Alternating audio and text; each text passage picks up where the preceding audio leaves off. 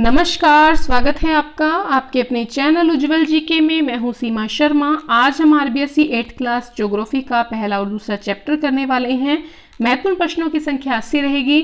अगर आप चैनल पर नए हैं तो आपको बता दें कि यहाँ पर हम आरबीएसई की 6 से लेकर 10 तक की बुक्स कवर कर रहे हैं, जिसके अंतर्गत जो है पॉलिटिकल साइंस, राजस्थान जीके और हिस्ट्री हम कवर कर चुके हैं 6 से लेकर 10 तक की।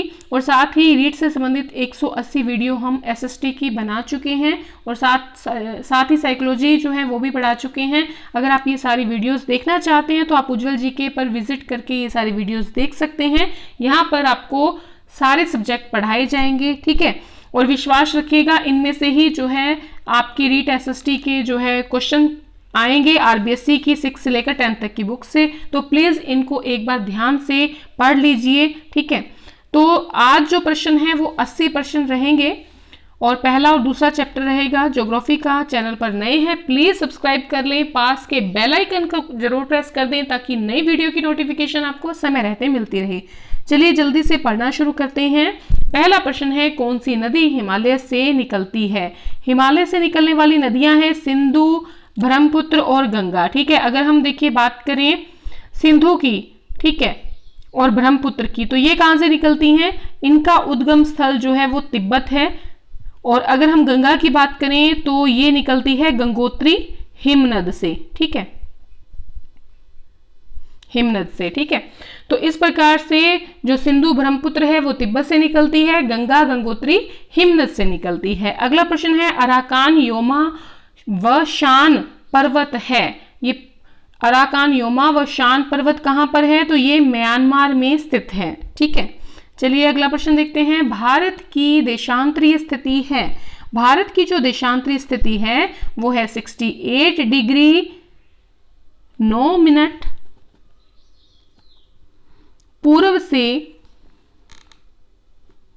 97 डिग्री 25 मिनट पूर्व देशांतर। देखिए अगर हम बात करें, अगर ये भारत का नक्शा बना लिया जाए तो ये जो साइड है, ठीक है, ये कौन सी साइड है? ये वाली। और ये वाली कौन सी साइड है? ये वाली, ठीक है। 68 डिग्री 9 मिनट पूर्व से लेकर 97 डिग्री 25 मिनट पूर्वी देशांतर तक जो है ये स्थिति है भारत की देशांतरी स्थिति, ठीक है। चलिए अगला प्रश्न देखते हैं, किस देश की सीमा भारत से मिलती है? नेपाल हो गया, भूटान है, म्यांमार है, पाकिस्तान, अफगानिस्तान, चीन, बांग्लादेश, इन सब की जो सीमा है वो किससे मिलती है? भारत देश से मिलती है। भारत विश्व में क्षेत्रफल की दृष्टि से कौन से बड़ा देश है? कौन से नंबर का देश है? तो ये देखिए 7वें नंबर का देश है। देखिए अगर पहले नंबर की बात करें तो रूस आ जाता है, दूसरे नंबर पे देखें तो कनाडा आ जाता है, तीसरे नंबर की बात करें यूएसए आ जाता है, और चौथे नंबर की बात करें तो चीन आ जाता है क्षेत्रफल की दृष्टि से, और 5वें नंबर पे ब्राजील का नंबर आ जाता है, और 6ठे पे आ जाता है ऑस्ट्रेलिया, और 7वां नंबर किसका है? हमारे भारत का। तो इस प्रकार से भारत जो है विश्व में 7वां स्थान रखता है क्षेत्रफल की दृष्टि से। भारत की अक्षांशीय स्थिति क्या है? भारत की अक्षांशीय स्थिति की बात करें तो 8 डिग्री 4 मिनट उत्तर से लेकर 37 डिग्री 6 मिनट उत्तरी अक्षांश तक जो है वो भारत की क्या है? अक्षांशीय स्थिति है। देखिए अगर हम बात करें, ये भारत का नक्शा हो गया, तो ये जो एरिया है वो किसका आएगा? 8 डिग्री 4 मिनट उत्तर का, और ये जो है ये आएगा आपके 37 डिग्री 6 मिनट का, ठीक है। तो ये आपकी भारत की अक्षांशीय स्थिति हो गई। जनसंख्या की दृष्टि से विश्व का दूसरा सबसे बड़ा देश कौन सा है? दूसरा देश, देखिए क्षेत्रफल की दृष्टि से तो हम 7वें स्थान पे आते हैं और जनसंख्या की दृष्टि से हम दूसरे नंबर पे आ जाते हैं, और पहले नंबर पे कौन आता है? चीन आता है। अरब सागर में स्थित 36 द्वीपों का समूह कहलाता है। तो 36 द्वीपों का समूह कल भी हमने जब पढ़ा था तो 7th क्लास में, तब हमने देखा था कि लक्षद्वीप, और हमने अंडमान निकोबार की बात की थी। तो लक्षद्वीप जो है वो अरब सागर में है और 36 द्वीपों का समूह है। विश्व की कुल जनसंख्या का लगभग कितने प्रतिशत भाग भारत में पाया जाता है? 17.5% भाग जो विश्व की कुल जनसंख्या है उसका भारत में पाया जाता है, ठीक है। भारत का क्षेत्रफल कितना है? भारत का क्षेत्रफल है 32,87,263। ठीक है, भारत का क्षेत्रफल कितना है? 32,87,263। संपूर्ण विश्व के स्थल भाग के कितने भाग पर भारत फैला हुआ है? अगर पूरे विश्व के स्थल भाग की बात करें, ठीक है, अगर मान लीजिए ये ग्लोब है और यहाँ पर सारे देश हैं, तो यहाँ पर क्या है? भारत है। और भारत कितने भाग पर है? विश्व के 2.4% भाग पर भारत फैला हुआ है। ठीक है, अगला प्रश्न देखते हैं, भारत की पश्चिम से पूर्व की ओर लंबाई कितनी है? देखिए, आप भारत की पश्चिम से पूर्व की ओर लंबाई भी कह सकते हैं और चौड़ाई भी कह सकते हैं कि भारत की चौड़ाई कितनी है, तो 2433 किलोमीटर जो है भारत की पश्चिम से पूर्व की ओर क्या है? लंबाई है। क्षेत्रफल की दृष्टि से भारत का सबसे छोटा राज्य कौन सा है? अगर हम क्षेत्रफल की बात करते हैं तो गोवा जो है ये किस साइड में पड़ जाता है? इस साइड में आता है आपके मालाबार तट वाली साइड में, यानी कि पश्चिमी तट पर। ठीक है, तो क्षेत्रफल की दृष्टि से भारत का सबसे छोटा राज्य गोवा है। और सबसे अगर हम बड़े की बात करें तो हमारा राजस्थान क्षेत्रफल की दृष्टि से भारत का सबसे बड़ा राज्य है। 2 जून 2014 में आंध्र प्रदेश का विभाजन करके कौन सा नया राज्य बनाया गया? तो कौन सा राज्य बनाया गया था? तेलंगाना। तेलंगाना राज्य जो है नया राज्य बना 2014 में। कितनी तारीख को? 2 तारीख को, 2 जून को। भारत का देशांतरीय विस्तार लगभग कितना है? देशांतरीय जो विस्तार की बात करें तो 29 डिग्री है। इसको थोड़ा समझ लीजिए, ये भारत है और भारत का ये क्या है? देशांतरीय विस्तार, अभी हमने बात की थी। और यहां पर कितना है? 68 डिग्री है। यहां पर कितना है? 97 डिग्री है। जब आप 97 में से 68 को क्या करते हैं? घटाते हैं, तो कितना प्राप्त होता है? 29 डिग्री जो है आपको प्राप्त होगा। ठीक है, तो भारत का देशांतरीय विस्तार कितना हो गया? 29 डिग्री हो गया। चलिए अगला प्रश्न देखते हैं, भारत की उत्तर से दक्षिण तक की लंबाई कितनी है? भारत की उत्तर से जो है दक्षिण की ओर लंबाई कितनी है? 3214 किलोमीटर है। ठीक है, 3214 किलोमीटर है। और हमने पश्चिम से पूर्व की ओर देखी थी, कितनी थी? 2433 किलोमीटर। और उत्तर से दक्षिण 3214 किलोमीटर। वर्तमान में भारत के कितने राज्य हैं और कितने केंद्र शासित प्रदेश हैं? तो देखिए 28 तो राज्य हैं और 8 जो हैं वो केंद्र शासित प्रदेश हैं। पहले क्या था कि देखिए दादर नागर हवेली जो है, ठीक है, और दमन और दीव जो है, इनको क्या कर दिया गया है? मिला दिया गया है। दादर नागर हवेली को, दमन दीव को क्या कर दिया गया है? मिला दिया गया है। अब कितने हैं? 8 केंद्र शासित प्रदेश हो गए, 28 कितने हो गए? हमारे भारत के राज्य। हिमालय पर्वत कितनी समांतर श्रेणी में बंटा हुआ है? कितनी समांतर श्रेणी में बटा हुआ है? 3 समांतर श्रेणी में बटा हुआ है। कौन कौन सी? एक तो देखिए ग्रेट हिमालय हो गया, एक लेजर हिमालय हो गया, एक शिवालिक की पहाड़ियां होगी। देखिए आप अगर देखें इस तरह से भारत के नक्शे को, तो ये देखिए 1, 2 और 3 ये समांतर जो है श्रेणी है हिमालय पर्वत की। ये ऊपर वाला जो भाग है ये तो हो गया महान हिमालय यानी कि ग्रेट हिमालय, और ये सेकंड वाला जो है ये हो गया आपके लेजर हिमालय, और जो तीसरा है नीचे ये हो गई शिवालिक की पहाड़ियां। ठीक है, चलिए आगे बढ़ते हैं। भारत का सबसे बड़ा, सबसे प्राचीन, सबसे कठोर भौतिक प्रदेश कौन सा है? देखिए सबसे जो प्राचीन है, सबसे कठोर भौतिक प्रदेश है वो है प्रायद्वीपीय पठार। ठीक है, अगर हम भारत की बात करें तो ये जो एरिया आ जाता है इधर वाला, ठीक है, ये सारा एरिया जो है क्या है? प्रायद्वीपीय पठार का एरिया है। और अरावली पर्वत जो है वो किसका हिस्सा है? वो भी इसी प्रायद्वीपीय पठार का ही हिस्सा है।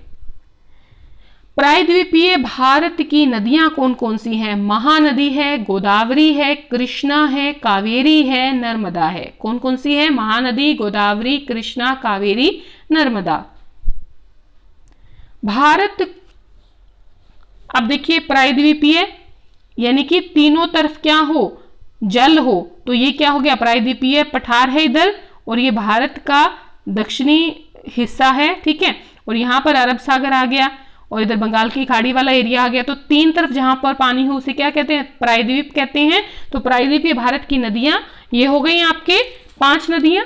ठीक है। भारत को कितने प्रमुख भौतिक प्रदेशों में बांटा गया है? देखिए 6 भौतिक प्रदेशों में बांटा गया है। अगर हम बात करते हैं भारत की, तो देखिए ये जो एरिया है, ये पहले नंबर का ये क्या कहलाता है? उत्तर पूर्वी जो हिमालय, उत्तर हो गया, और पूर्वी ये सारा जो हिमालय है ये पहले नंबर पे हो गया। दूसरे नंबर पे भारत का जो ये उत्तरी मैदान है, ये सारा किस में आ गया?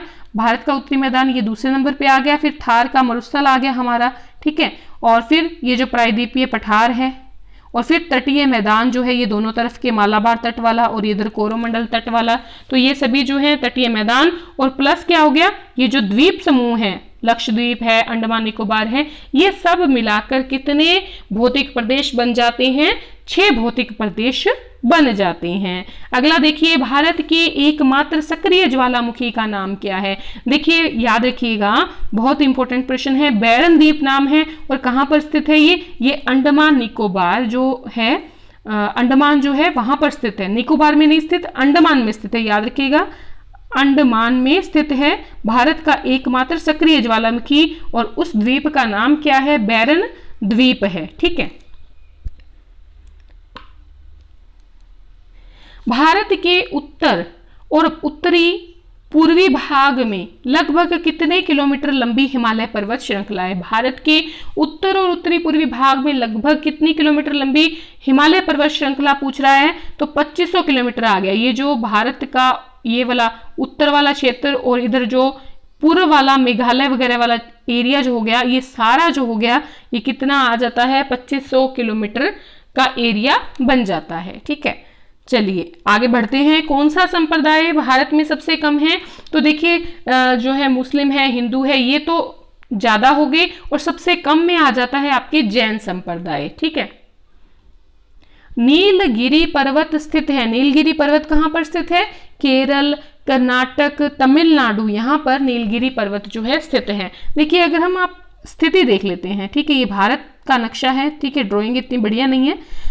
ये देखिए, अगर हम नीलगिरी की बात करें तो आपको पता है इधर केरल का एरिया आ जाता है, तो ये जो एरिया है यहां पर आ जाता है आपका नीलगिरी पर्वत, जिसमें केरल राज्य, कर्नाटक राज्य और तमिलनाडु राज्य तीनों का थोड़ा थोड़ा भाग है। तो नीलगिरी पर्वत जो स्थित है वो कहां पर स्थित है? केरल, कर्नाटक और तमिलनाडु में। कौन सी नदी सिंधु की सहायक नदी है? सहायक नदी है झेलम, चिनाब, सतलज, रावी, सियोक, व्यास, स्वात, ठीक है। भारत का सबसे दक्षिणी द्वीप कौन सा है? इंदिरा पॉइंट है। देखिए ये भारत हो गया, और ये भारत के इधर जो द्वीप हैं छोटे छोटे से, और ये जो लास्ट वाला बिंदु है, लास्ट वाला जो है, ये है इंदिरा पॉइंट। संथाल जनजाति किस राज्य में रहती है? संथाल जनजाति झारखंड में रहती है, ठीक है। अन्नामलाई पर्वत है, ये कहां पर है? ये केरल और तमिलनाडु में है, ठीक है। कहां पर पड़ जाता है? ये पड़ जाता है यहां पर इस साइड में। अन्नामलाई पर्वत केरल और तमिलनाडु में स्थित है। संविधान में कितनी भाषाओं को स्थान दिया गया है? 22 भाषाओं को जो है स्थान दिया गया है। हिंदी को स्थान दिया गया है, लेकिन अंग्रेजी को स्थान जो है नहीं दिया गया इसके अंतर्गत, 22 भाषाओं में, ठीक है। दिबांग सहायक नदी है, दिबांग जो है वो ब्रह्मपुत्र की सहायक नदी है, याद रखिएगा। स्वतंत्रता से पहले राजस्थान में कितनी रियासतें थी, ठिकाने थे, केंद्र शासित प्रदेश थे? देखिए 1900 रियासतें थी, 3 ठिकाने थे और 1 केंद्र शासित प्रदेश था। देखिए ठिकानों की बात करें तो नीमराना, कुशलगढ़, लावा, ये तो 3 ठिकाने थे। केंद्र शासित प्रदेश था आपका अजमेर, मेरवाड़ा। राज्य को कितने भौतिक प्रदेशों में विभाजित किया गया है? भौतिक प्रदेशों की बात करें 4 भौतिक प्रदेशों में विभाजित किया गया है हमारा जो राजस्थान है उसको। अब देखिए यहाँ पर एक तो हो गया आपके थार का मरुस्थल हो गया, फिर अरावली पर्वत हो गया, ठीक है, फिर पूर्वी मैदान हो गया, और फिर इधर हाड़ौती का प्रदेश हो गया, हाड़ौती का पठार हो गया। आगे है राजस्थान का पड़ोसी राज्य कौन कौन सा है? पंजाब हो गया, फिर हरियाणा है, फिर यूपी, ठीक है, एमपी और साथ ही गुजरात। ये सब क्या है? ये राजस्थान के पड़ोसी देश हैं। थार का मरुस्थल फैला है, तो देखिए 61% भाग पर फैला है, राजस्थान के 61% भाग पर थार का मरुस्थल फैला है। राजस्थान की लगभग 40% जो जनसंख्या है वो कहां पर निवास करती है, तो इसे थार के मरुस्थल पर 61% भूभाग पर कितनी जनसंख्या निवास करती है, 40% जनसंख्या निवास करती है। विश्व का सबसे धनी मरुस्थल, जितने भी मरुस्थल है, चाहे कालाहारी है, चाहे अरब है, चाहे थार है, इन सब में कौन सा है, थार मरुस्थल जो है सबसे धनी मरुस्थल है, क्योंकि सबसे ज्यादा जैव विविधता भी यहीं पर पाई जाती है, सबसे ज्यादा खनिज जो है वो भी यहीं पर पाए जाते हैं। थार का मरुस्थल कितने जिलों में फैला है, तो ये देखिए 12 जिलों में फैला है थार का मरुस्थल। थार के मरुस्थल को कितने भागों में बांटा गया है, देखिए 2 भागों में बांटा गया है, एक तो शुष्क एरिया बिल्कुल ही, और एक आ जाता है अर्ध शुष्क मरुस्थल। तो 2 मरुस्थल हैं, अर्ध शुष्क और शुष्क मरुस्थल थार के मरुस्थल में। अरावली पर्वत की लंबाई कितनी है, अरावली पर्वत की लंबाई आ जाती है 692 किलोमीटर। राजस्थान का राज्य पुष्प रोहिड़ा है। थार के मरुस्थल में कौन सी घास पाई जाती है, तो धामन है, सेवण है, करड़ है, ये तीनों घास पाई जाती है थार के मरुस्थल में। थार के मरुस्थल की प्रमुख नहर कौन सी है, इंदिरा गांधी नहर थार के मरुस्थल की प्रमुख नहर है। राजस्थान का राज्य वृक्ष कौन सा है, खेजड़ी वृक्ष जो है राजस्थान का राज्य वृक्ष है। किस नदी के जल से इंदिरा गांधी नहर में जल आपूर्ति होती है, याद रखिएगा जो सतलज नदी का जल है इससे जल की आपूर्ति होती है इस नहर को। अरावली पर्वत की सबसे ऊंची पर्वत चोटी जो है वो गुरु शिखर है और उसकी ऊंचाई कितनी है, 1722 मीटर है।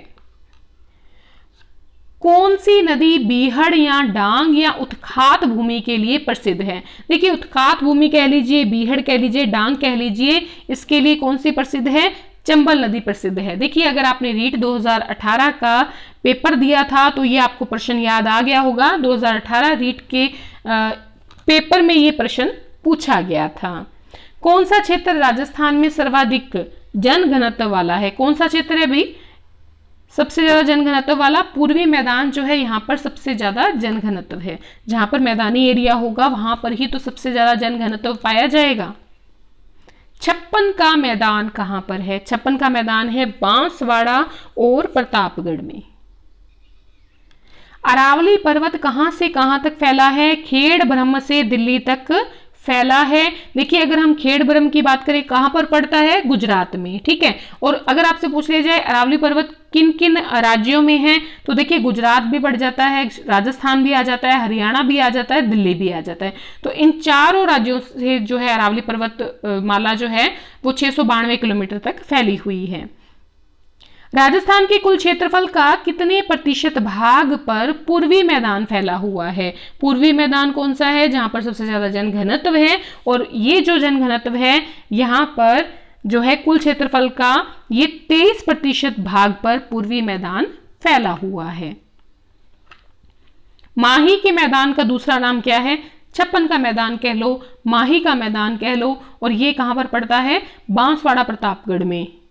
राजस्थान के कुल क्षेत्रफल का कितने प्रतिशत भाग पर हाड़ौती का पठार फैला हुआ है, हाड़ौती का पठार जो है वो फैला हुआ है 7% भाग पर, ठीक है। अरावली पर्वत राजस्थान के कुल क्षेत्रफल के कितने प्रतिशत भाग पर फैला है, राजस्थान की बात करें तो राजस्थान के 9% भाग पर फैला हुआ है, मतलब जो राजस्थान का कुल क्षेत्रफल है उसके 9% भाग पर फैला हुआ है, और हाड़ौती का पठार 7% भाग पर फैला हुआ है। और अगर हम राजस्थान के मैदानी प्रदेश की बात करें तो वो राजस्थान के कुल 23% भूभाग पर फैला हुआ है। लावा निर्मित मध्यम काली मिट्टी कहाँ पाई जाती है, लावा से निर्मित जो मध्यम काली मिट्टी है वो पाई जाती है आपके हाड़ौती के पठार में। राजस्थान के पश्चिम में जलवायु पाई जाती है, तो देखिए शुष्क और अर्ध शुष्क मरुस्थलीय जलवायु पाई जाती है राजस्थान के पश्चिमी भाग में। जयपुर व उत्तर पूर्वी जो जिले हैं वहां पर कौन सी जलवायु है, वहां पर उप आर्द्र जलवायु पाई जाती है। सवाई माधोपुर से लेकर उदयपुर तक जो एरिया है वहां पर कौन सी जलवायु पाई जाती है? आर्द्र जलवायु पाई जाती है। राजस्थान की औसत वार्षिक वर्षा कितने सेंटीमीटर है? 57.5 सेंटीमीटर है राजस्थान की औसत वार्षिक वर्षा। कहां पर सर्वाधिक खनिज संसाधन है? मरुस्थल को पूर्व की ओर प्रसार से रोकती है। अधिकांश नदियों का उद्गम राजस्थान में इसी से होता है, तो वो कौन सी चीज है? वो है अरावली पर्वतमाला। बांसवाड़ा व झालावाड़ में जलवायु पाई जाती है। तो देखिए बांसवाड़ा और जो आपके झालावाड़ है वहां पर अति आर्द्र जलवायु पाई जाती है। ठीक है, देखिए जयपुर और उत्तरी पूर्वी जिलों में तो उपाद्र जो जलवायु है वो पाई जाती है। अगर बात करें सवाई माधोपुर से लेकर उदयपुर तक की, वहां पर आर्द्र जलवायु पाई जाती है। और जो बांसवाड़ा और झालावाड़ है यहाँ पर अति आर्द्र जलवायु जो है वो पाई जाती है। मरुस्थलीय वनस्पति की विशेषताएं बताइए आप। देखिए मरुस्थलीय वनस्पति की विशेषताएं क्या होती है? एक तो इसकी जड़ें जो होती हैं वो गहरी होती हैं और इनकी जो लंबाई होती है वो कम होती है। पत्तियां जो होती हैं वो छोटी रहती हैं और जो इनका तना होता है वो छोटा होता है और पत्तियां मोटी होती हैं। पत्तियां मोटी और छोटी होती हैं, जड़ें गहरी होती हैं, इनकी लंबाई कम होती है। राजस्थान में ग्रीष्म ऋतु होती है या आती है। तो देखिए मार्च से जून तक जो है ग्रीष्म ऋतु होती है। वर्षा ऋतु की बात करें तो जुलाई से लेकर सितंबर तक वर्षा ऋतु का समय होता है राजस्थान में। और अगर हम बात करें शीत ऋतु की, तो शीत ऋतु आती है अक्टूबर से फरवरी। एक बार पुनः देखें, ग्रीष्म ऋतु मार्च से जून, वर्षा ऋतु जुलाई से सितंबर, शीत ऋतु अक्टूबर से फरवरी। अगला प्रश्न है राजस्थान का सबसे ठंडा स्थान कौन सा है? सबसे ठंडा स्थान माउंट आबू है। राजस्थान के किस जिले में सबसे ज्यादा वर्षा होती है? तो झालावाड़ में देखिए सर्वाधिक वर्षा होती है। एक चीज और याद रखिएगा, राजस्थान का जो सबसे आर्द्र जो जिला है वो कौन सा है? झालावाड़ है। राजस्थान के किस जिले में सबसे कम बारिश होती है? सबसे कम बारिश होती है जैसलमेर में। सबसे अधिक वर्षा वाला स्थान, तो देखिए सबसे अधिक वर्षा वाला स्थान जो है और सबसे ठंडा स्थान जो है, दोनों ही चीजें एक है, माउंट आबू। माउंट आबू में औसत वर्षा कितनी होती है? 150 सेंटीमीटर तक बारिश होती है।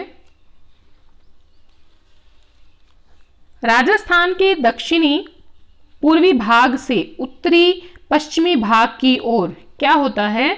वर्षा लगातार कम होती जाती है। ठीक है, देखिए क्या कह रहा है, ये जो दक्षिणी भाग है और ये पूर्वी भाग है, यहाँ से ये उत्तर है, ये पश्चिम है, ये उत्तर है, ये दक्षिण है, ये पूर्व है और ये पश्चिम है। यहाँ से जब जाती है इस दिशा से इस दिशा की ओर क्या है? वर्षा लगातार क्या होती जाती है? कम होती जाती है। पश्चिमी जो विक्षोभ हैं उनका निर्माण कहाँ पर होता है? भूमध्य सागर में होता है। ठीक है, तो जैसे ये राजस्थान, ये भारत है, भारत की स्थिति है, यहाँ पर भूमध्य सागर है और यहाँ से जो है क्या होता है? पश्चिमी विक्षोभों का निर्माण होता है और इधर आपके शीत ऋतु में वर्षा जो होती है वो कौन सी होती है? मावठ होती है। राजस्थान में माउंट आबू के सबसे ठंडा रहने का प्रमुख कारण क्या है? सबसे ठंडा रहने का प्रमुख कारण है क्योंकि इसकी जो ऊंचाई है वो ज्यादा है। अरावली के सहारे कितने सेंटीमीटर समवर्षा रेखा राजस्थान को दो भागों में विभाजित करती है? तो देखिए अरावली के सहारे जो है 50 सेंटीमीटर की जो समरेखा जो वर्षा वाली क्षेत्र है वो राजस्थान को दो भागों में विभाजित करता है। बालू का स्तूप को स्थानीय भाषा में क्या कहते हैं? धोरे कहते हैं बालू का स्तूप को स्थानीय भाषा में। राजस्थान के कितने जिलों की सीमा एमपी यानी कि मध्य प्रदेश से लगती है? 10 जिलों की सीमा, राजस्थान के 10 जिले जो हैं वो मध्य प्रदेश से अपनी सीमा जो है वो मतलब सीमा लगती है। ठीक है, अगला प्रश्न है राजस्थान का पूर्वी मैदानी भाग किन नदियों द्वारा निर्मित हुआ है? अगर हम पूर्वी मैदानी भाग की बात करें तो चंबल नदी है, बनास नदी है, बाणगंगा यानी कि अर्जुन की गंगा और ये तीनों जो नदियां हैं ये क्या करती हैं, पूर्वी मैदानी भाग का निर्माण करती हैं। इस प्रकार से आज हमने 80 महत्वपूर्ण प्रश्नोत्तर देखे हैं, पहला और दूसरा चैप्टर देखा है। देखिए 8th क्लास के जो लेसन हैं वो काफ़ी बड़े हैं, तो इनमें या तो हम एक लेसन को लेंगे या इसके साथ दूसरे लेसन को लेंगे, इससे ज़्यादा नहीं, क्योंकि वीडियो बहुत ज़्यादा जो है बड़ी हो जाएगी। और ऐसा नहीं है कि हमने भागना है, हमने पूरा जो सिलेबस है इसका, पूरी लेसन में से जितने महत्वपूर्ण प्रश्न हैं वो सभी देखने हैं, तो इसलिए हम थोड़ा धैर्य बनाए रखेंगे और अच्छी तरह से पढ़ेंगे, ठीक है। अंत तक जो है अगर आप बने रहते हैं तो मुझे विश्वास है कि आपका जो रीट का जो SST का स्कोर है वो आपका बहुत बढ़िया रहेगा। अगर आप फॉलो करते हैं 6 से लेके 10th तक का और +1 और +2 को भी पढ़ लेते हैं तो आपका जो स्कोर है बहुत बढ़िया रहने वाला है। अभी आपके पास बहुत समय है और निरंतर जो है आप पढ़ते रहिए, अध्ययन करते रहिए, तो आपका जो सिलेक्शन है वो ज़रूर होगा। इसी उम्मीद के साथ धन्यवाद।